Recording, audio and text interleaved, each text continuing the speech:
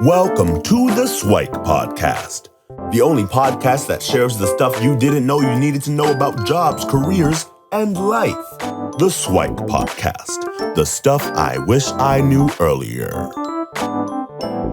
Hi, everyone, and welcome to the SWIKE Stuff I Wish I Knew Earlier podcast. We're here with one of our new guest hosts, Cheryl. Cheryl, how are you doing today? Hey, thanks. How are you doing? Fantastic, as always. So she comes to us with a background in tech, and we thought we'd get into her story. So, Cheryl, what are you up to these days? And then we'll kind of get into what you were like as a kid and the journey along the way. So, what keeps you busy these days? Yeah, sounds good. So right now I'm doing my master's at the University of Waterloo. So I have a little over a semester left over before I graduate. So I'm trying to wrap up my thesis, doing a little bit of traveling. Yeah, it's keeping me busy. That's awesome. So I'd love if we could go back in time and just talk about the journey. So what was Cheryl like as a kid? Maybe early fond childhood memories? What was Cheryl like as a Oh, kid? yeah. I guess I feel like I was kind of bookish. I don't know. I feel like I spent a lot of time reading. I was definitely like one of those kids where like if your parents tell you to go outside, I would just like take a book outside. I don't know. Like if I had to watch my sister, it would have to be like, oh, just carry whatever I was doing outside. Yeah, I think in general, I liked arts and crafts books. I feel like that's still kind of true today. Okay. Yeah. And you mentioned a sister, so was it an older one that influenced you, or younger, or Oh no, she's younger. okay. So less of a career influence, I think. Oh, all right. So bookish. Were there particular types of books? Was it like more fictional, more nonfiction, or what kind did you gravitate to as you were a kid? Oh, I mean, I definitely had like an aliens and sea monsters phase. Okay. I don't know what you would count that as. I feel like I read a lot of fiction, Okay. and I don't know if you would count cryptozoology as nonfiction. Okay. But What is yeah, I think cryptozoology? I read a mix. Sorry? What is cryptozoology? Oh, so it's basically like the study of uh like sea monsters, like sort of Bigfoot, aliens, like Okay. weird, I don't know, urban myth kind of things. Okay. Cool. And Kind of random, but obviously you ended up in a career towards on the tech side, right? And I mean, maybe there's a correlation between aliens and sea monsters and that, but what were some of the influence along the way? Was there like an older cousin or someone or parents that kind of pushed you towards tech, or some an inspiration from a book that kind of moved you in that direction?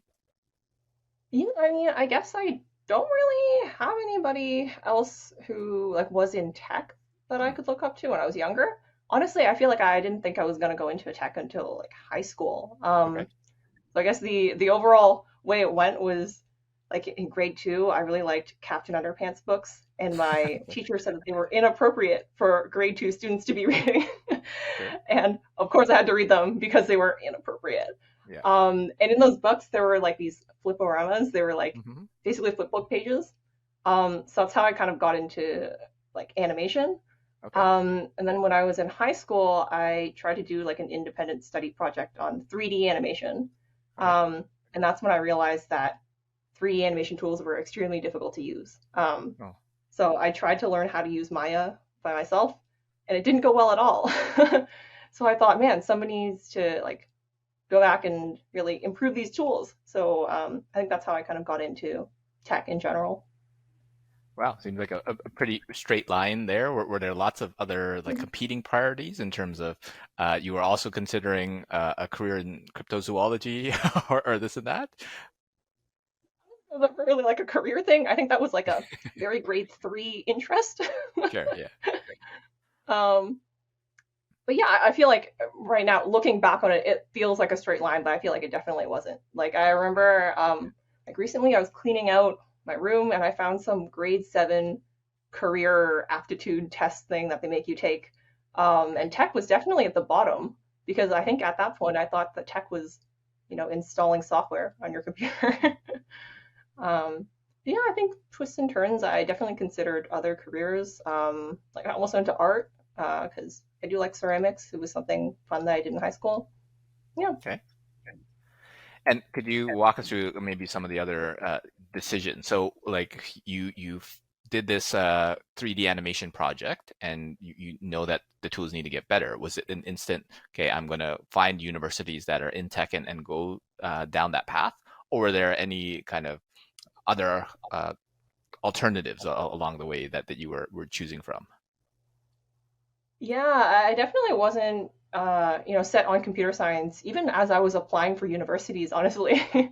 I Mm, think I applied for digital media at York and at U of T Scarborough, which okay. is much more like humanities based, art based. So yeah, I definitely thought of tech as like a means to an end. Like, it enables you to be creative. I think that's how I thought about it. Um, so I think the element of creativity and more like artistic expression was probably more important to me than, the actual theory behind computer science or, how computers work. And growing up, so you mentioned arts and crafts and things like that. Was there any sort of like affinity towards art, or people recognize that, oh, you should be an artist, like competitions and stuff that you won? Or is it really just a kind of a self-directed where art, hey, and there happens to be this tech part in the process, and then you kind of stumbled into tech. So I'd love if you kind of walk through some of that journey if you're willing to. Yeah, so I feel like I'm actually not a very good artist in terms of drawing, and that was one of the Okay. reasons I pivoted into tech. Right. Because I guess in high school I was looking at like what it would take to become an animator, and I feel like Right. you need a very strong arts base. You need to be able to like draw figures very well. You need to be able to like capture motion. And honestly, I just could not do that. I was more into ceramics. It's very different. So I think eventually I realized that I was more interested in like figuring out how to use tools anyway. Like I started learning Photoshop in like middle school. So Hmm. I think it was a natural push away from the arts because of a lack of aptitude there. And then also I think, interest in actually improving tools. Okay. So you're now have this interest in tech. You have this little bit of background in art, but not necessarily the skill sets to be able to be more on the drawing side of it. And then you now have to pick like a school. So you ultimately did computer science, but you said it wasn't necessarily in your top. Like, what was that decision process like? So you had some digital media side. Were there other computer science schools that you were thinking of, or what was that process like? So I guess I'm from Toronto and I think I want to stay in Toronto for undergrad anyway. So yeah, it was basically a choice between like a few different schools for digital media slash I think I might have applied to Ryerson for computer science. I don't really remember. Okay. And then U of T computer science. And I think what happened was I just went on all their websites. I looked at like cool projects that people who went there had done. Like I looked at the computer graphics lab website at U of T and I thought, oh, cool, I want to Mm. make a tool that can make something 3D. And I just picked it. Maybe I should have thought about it more. It worked out pretty well, but yeah, that was basically how I picked it. And was it pretty much your pick? Were there like parental influences or any other folks that said, "Oh, you shouldn't go into that. You should go to this," or was it pretty much what you said was okay? Yeah, I mean, I feel like I was pretty lucky. I don't think my parents ever pushed me towards any career in particular, honestly. I feel like a lot of the time people say, oh, like, you have to be a doctor or an engineer, or, those are the only choices or something like that. But honestly, I feel like my parents didn't really care at all. Like, recently I watched Everything Everywhere All at Once, and you know how there's like a lot of parental influence, and, it's a strong theme in that movie. I feel like it didn't hit me as hard as it did for other people because Right. honestly, I didn't really ever feel that like level of Yeah. pressure from them. I think it was really like do something decent, get a job. Yeah. Well, I haven't watched it yet, so hopefully no spoiler alerts or anything. But yeah, I totally get what you're saying, because there is a stereotypical Asian, that kind of reference. But it seems like that you had the benefit of folks that were open-minded and kind of let you kind of choose your own path. Um, and now that you kind of chosen a program and are in there, how was the experience? Because obviously computer science, it's a little bit male dominated, let's say. How was it in the program, and I guess the early years or late years? I don't know if you have any kind of interesting experiences during the program. Yeah, I guess for undergrad, like at U of T, I think they probably changed the system a little bit now, but when I went into it, essentially, even if you applied for computer science, you got in under computer science. You haven't gotten into their like post, which is like their program of study.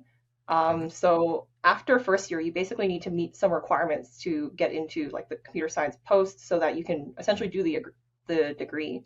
Um, so for me, I feel like first year was extremely stressful because of that, because essentially you can't continue your degree or the degree that you Right. applied for if you don't get in, right? And I think it's still a problem now in U of T computer science where it's extremely competitive even after you get in. Mm. So I think the first little bit of undergrad was extremely stressful because of that. Um, yeah, thankfully I made a lot of friends in first year that were going through the same thing, and managed to stick together throughout the couple of years that we were there. So I think as the courses got more specialized, like I could pick the courses that I thought were interesting. I feel like it got a lot better. That's great. And were there any kind of trials or tribulations that are worth mentioning? Kind of the stuff I wish I knew earlier. Well, maybe a preview of that for a young Cheryl that might have been going or might be going through that process right now. That you might want to share with them. Oh, maybe nobody actually really knows what they're doing. I feel like when I joined, there were some like older students that like seemed like they really knew what they were doing. Like they'd done a degree before, or they just transferred for another university, and I was there, like 18 years old. I don't know what's going on. I just learned how to code like a year ago. Right. So I feel like definitely there was a lot of imposter syndrome. I feel like that's a buzzword that gets thrown around in tech a lot. Hmm.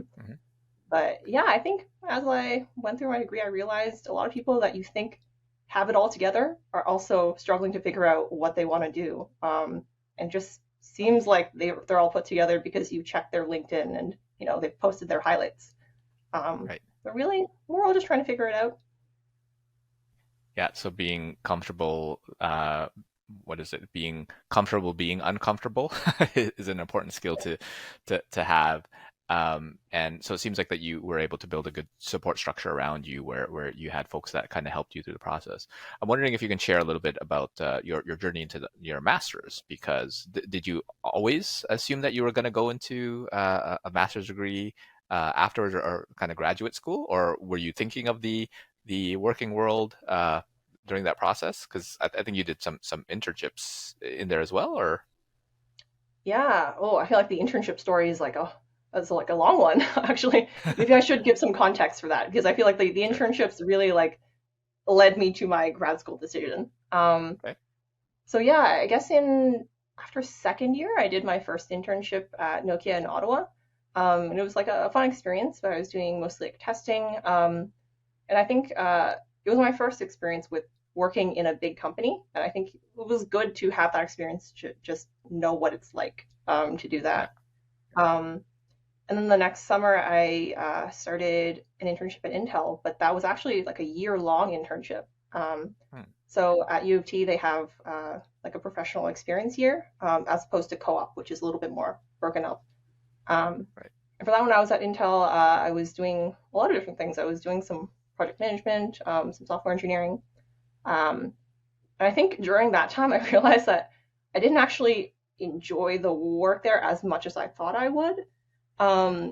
Like I feel like I was working with cool people. Like it was still a nice atmosphere overall, but I feel like I was really straying away from what I originally intended to do with my degree. Right. And I think at that point, I started looking for internships that were a little bit closer to what I wanted to do. And I ended up getting an internship at Autodesk, which was like my dream internship. Hmm. Essentially, what I did was I left that Intel internship a little bit earlier than I should have. It was originally Okay. supposed to be 16 months, and I left after 12. Um, and I did my Autodesk internship instead. And I think that was really like a turning point because that's where I got to know some of the people who were doing human computer interaction research, like at Autodesk. And I finally got to work on that tool that inspired me when I was in high school. Right. So I think it was really great. Like I think it was very, uh, you know, like nice way to wrap up my undergrad, I think, because that was the last internship I did during undergrad. Sounds good. And if you can talk to us a little bit about that decision, because obviously you're supposed to be there for 16 months and you decide to do something different. What was that process like? Because it must have required a little bit of planning because you must have been applying for the Autodesk internship and then to actually make the decision to say, okay, I got to cut it short. Can you describe that process? Yeah, I mean, I really wasn't intending on leaving early. I think Okay. I was kind of casually looking around because I figured, oh, I'm gonna graduate in the next year. I should probably get used to like looking at job postings, in general, right? And then I saw this one job posting that was like a perfect fit for me, essentially. Like all of the skills that were listed were ones that I had experience with. Like everything matched. It was on Maya, which was like my dream team. So I figured, why not apply? Like, even if I don't get it, it would still be a good experience to figure out what the interview process is like for the next year when I'm graduated. Right. Um, so I think it was a little bit unexpected when I got it. Okay. It was very awkward because, like no manager wants to hear that their intern is leaving early, right? But I think there was a little bit of leeway because I guess they usually sign you on for 16 months, knowing that you might leave a few months early for like vacation or if you just want a break. So I just Okay. took that internship instead of a break. Um, but I'm very glad I did that. Sounds good. So that kind of met all your expectations. And then how did the masters come about? Like, was there a natural progression into that, or because you're supposed to continue working, all right? Yeah. Well, okay. So I guess at that internship, I made friends with a lot of people who were at Autodesk Research. Okay. So I kind of had a better idea of what grad school looked like because I feel like, oh no, a master's, it's an extra 2 years after undergrad. You're like taking courses all the time, you're paying for it. Um, but actually, yeah, I found out that if you're doing a research master's, most of the time they're paying you. So it's actually not as big of a burden as I thought it would be. And I also haven't done as many courses as I thought I would do. Um, so I think the stuff that I was working on, like the team that I was working on, helped me kind of think about what I might want to research later on. And then meeting those people at the office, I think helped me think more about what I might want to do in grad school. Kind of helped me uh, get on the path of considering applying. And what was the application or the selection process like? Was it just the one grad program at Waterloo that you picked, and that was go big or go home type of thing, or did you have a whole bunch of them and because there was a whole bunch of different programs that you were interested? What was that process like for you? Yeah, so I think I kind of decided to go to grad school a little bit later than the average grad school person, I think. So I started Okay. a fourth year research project. I guess September. I talked with my advisor a little bit earlier than that. Um, but I really didn't decide to apply to grad school until I think October, which is very late because grad school Okay. applications are usually due like early December. So for me, Okay. I talked with a few different people. I asked my undergrad supervisor if he knew anybody who was doing research in something similar to me. And he suggested my current advisor over here at Waterloo, who does really cool like art slash computer science research. So I applied for Waterloo. I think I also applied for U of T, but to be honest, I didn't really want to stay at the same school for both. Um, Right. so yeah, it was really like you Waterloo, maybe U of T. So I think I really did put all my eggs in one basket. Like I reached out to my current advisor ahead of time. I like physically went to Waterloo to ask him questions and like look at the lab before my application was even due, I think. So yeah, I was all in. Sounds good. And did it kind of happen that easily, or were there any bumps along the road?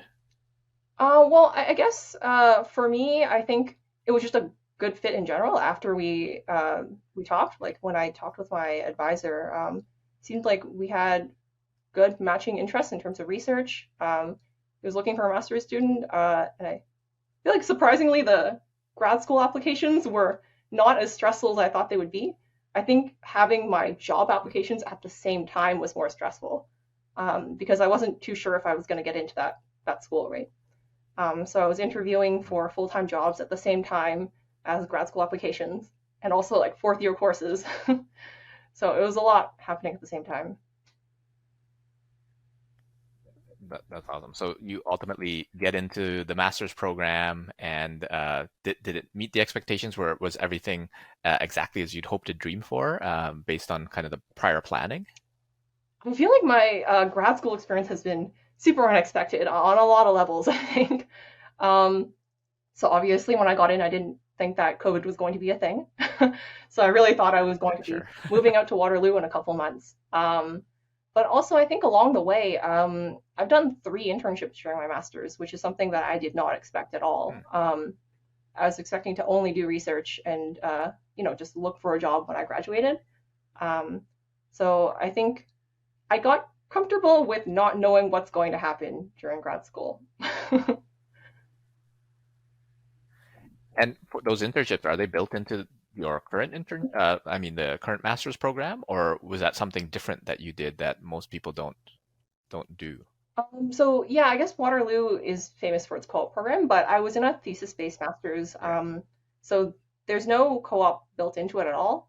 The way that I got my first internship was actually because one of my co-advisors, he knew somebody at Adobe who was hiring, and he was saying that maybe they'd consider hiring a master's student for this project, even though like usually they would look for a PhD student.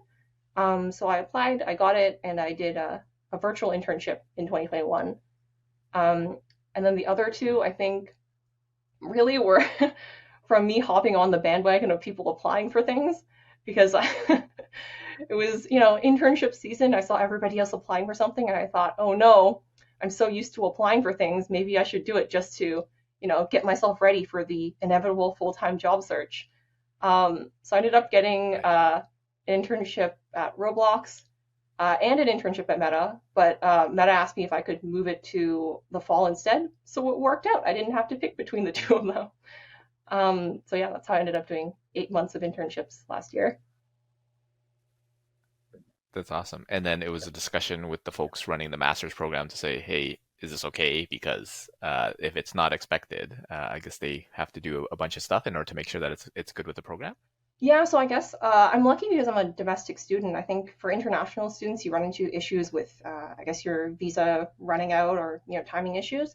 But for Sure. me, I just went inactive for my degree, and thankfully they were all research-based internships. So, like with my Adobe internship, I ended up continuing that research collaboration. So, our paper actually recently got accepted to a conference, and then same with Roblox. I Right. recently just got back from a trip where we were presenting a poster from that. And then Meta was like research engineering. It was all quite related. Sounds good. And can you talk to us a little bit about the travel that you were able to do? Because that's one of those things where, well, before we started recording, we had a discussion. It's like, oh yeah, like folks don't realize that these are some of the perks that come with doing a Yeah, master's. yeah, perks of doing a master's or I guess research in general. If your paper gets Sure. accepted, then usually like the school or the company will pay for you to physically go to that conference and present your work. So I just got back from a trip to Hamburg and where we were presenting basically my internship work from Roblox as a poster. So it was kind of like a short paper, and then I could put up a poster at the actual conference and talk with people about it. Um, so I think it was a great experience. Honestly, it's something that you don't think about when you're first applying for grad school, right? You don't expect to be able to travel and like do random free trips, right? Yeah. And then obviously that kind of brings us closer to present day. So you have more research to kind of finish off, and then obviously, well, maybe a job or maybe a PhD or whatever the next phase. There's a whole bunch of things to consider. But before we go there, I'd love if you kind of go back and share some of your SWIKE, the stuff I wish I knew earlier. I know you mentioned a few previously, but if there's kind of two or three that you want to summarize for the young Cheryls that might be kind of evaluating their own prospects, like what is some advice that you'd have for your younger self? Um, I guess maybe people are nicer than you think. I think Okay. when I was younger, I feel like I was always very worried to talk to important people. If I were at Hmm. some event or even talking with a professor, I'd be so nervous because I'd think, oh no, they're judging me. I don't have any publications. I don't know what's going on.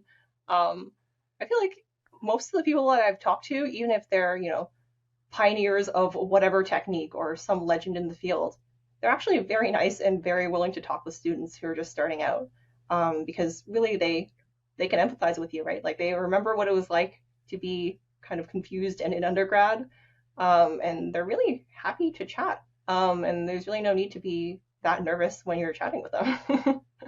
And I feel like that would really, I think if I had known that, it would have helped me talk with people more, and be more open with, like just getting to know people in jobs that I wanted to do. Hmm. So I'm taking from that one, it's a call to action for folks is to reach out to that person that you think is too important, too legendary, or too whatever, because chances are that they might actually respond. They might not, but there might be a good chance that they're actually nicer than you think. Yeah, really. Is there any other swipe? Oh Oh, no, go ahead. no, go ahead. I was just gonna say, like, is there any what other advice would you have for your younger self? Oh, I feel like I already talked about my other point a little bit about, don't compare other Okay, people's highlights to your everyday life. Um, yeah, I guess maybe okay. just don't underestimate yourself. I feel like, especially in grad school, it's really hard not to compare yourself to other people who have been at this for much longer than you, who have, like, 10 more publications than you, who have like this amazing research project. Um, I feel like it really is something that you have to do at your own pace. Um, and don't count yourself out because you think that you wouldn't be able to do it. I feel like, you really need to just try. Worst case, you don't make it, you don't do whatever you set out to do. That's better than not trying at all. Yeah. I guess that reminds me of the Wayne Gretzky quote: "You miss 100% of the shots you don't Yeah. take." So obviously you need to get yourself out there. Um, and yeah, I mean, this is a very interesting time where there are so many curated highlights from folks on social media and things like that. That there's this kind of false self that we're all comparing ourselves to, because chances are that other person still has challenges and problems, but you're not comparing yourself to your challenges, your problems with their challenges, problems, right? So that is a difficult thing to kind of grasp.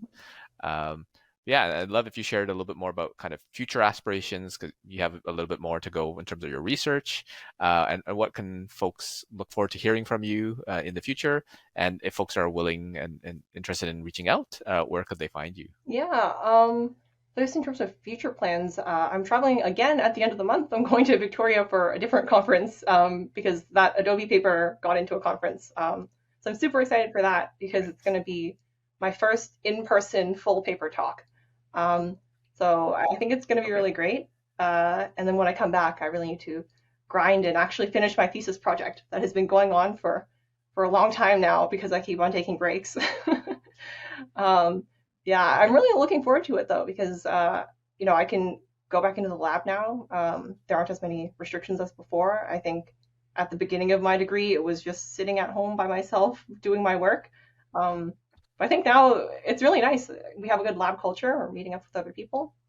Um, and also, I'm job searching. So I guess those are my main things for this summer. Really try to find a job, try to figure out what's going on. I think a PhD is probably something to consider for later because the applications are all passed. Um, yeah, I think those are the main things for this summer. And you also were asking about how to contact or other future things. If folks can reach out, yeah. Yeah. So I guess you can reach out to me by email, or you can take a look at my personal site. So my personal website's cheryllao.me, like CHERYLLAO.me. And yeah, you can shoot me an Okay. email, find me on LinkedIn. I feel like I should be findable on LinkedIn. So yeah, I'm happy to answer any questions you guys might have.